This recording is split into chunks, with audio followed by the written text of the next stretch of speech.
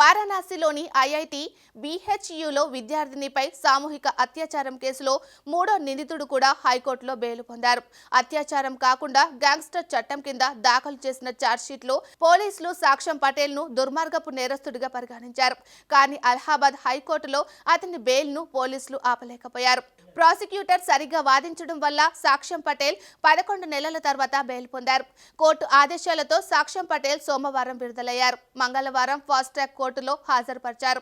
Court పుస్తకంపై సంతకం చేస్తున్నప్పుడు అతను తన విడుదల గురించి తెలియజేశారు. ముగ్గురు నిందితులు కునాల్ పాండే, ఆనంద్ అలియాస్ అభిషేక్ చౌహాన్, సాక్ష్యం పటేల్ కలిసి ఉదయం కోర్టుకు చేరుకున్నారు.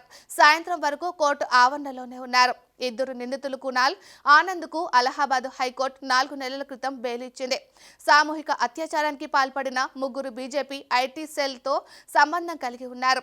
ప్రభుత్వ మంత్రులు, ఎమ్మెల్యేలు సహా పెద్ద నేతలతో టచ్లో ఉన్నారు. మరోవైపు మూడో నిందితుడికి కూడా బెయిల్ రావడంతో బాధిత విద్యార్థిని ఆగ్రహం వ్యక్తం చేసింది. జైలు నుంచి నిరంతరం బయటకు వస్తున్న నిందితులపై ఆమె ప్రశ్నలు సంధించారు. ఆ తర్వాత కాలేజీకి సెలవు తీసుకొని ఇంటికి వెళ్లిపోయింది. సాక్ష్యం పటేల్పై వచ్చిన ఆరోపణలన్నీ నిరాధారమైనవని హైకోర్టులో ఆయన తరపు న్యాయవాది తెలిపారు. పాత కేసుల ఆధారంగా గ్యాంగ్స్టర్ను పోలీసులు అదుపులోకి తీసుకున్నారు. ఇది కాకుండా బిహెచ్యు గ్యాంగ్ రేప్ కేసులో కొత్త సెక్షన్ జోడించారు. అయితే వారికి వ్యతిరేకంగా బలమైన ఆధారాలు లభించలేదు.